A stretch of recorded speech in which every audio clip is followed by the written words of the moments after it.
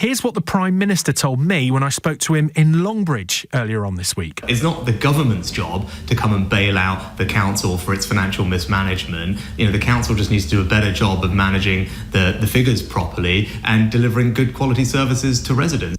It's not the government's job to bail out the council. Not everyone agrees. Joining me on the line now is the Labour MP for Birmingham Edgbaston, Preet Gill. Morning to you, Preet. Good morning, Rob. What do you make of the Prime Minister's comments?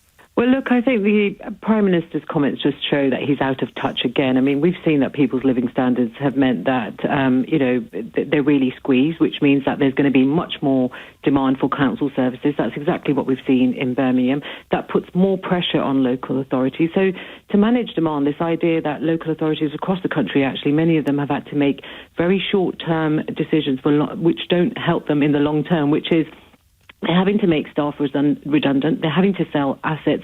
This isn't really a bailout. Many of the councils across the country face a deficit budget already.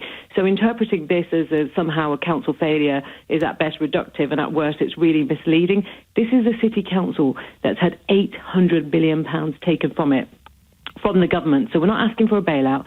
We're asking that the city actually gets the money it needs to deliver the public services. Now, we do have an issue.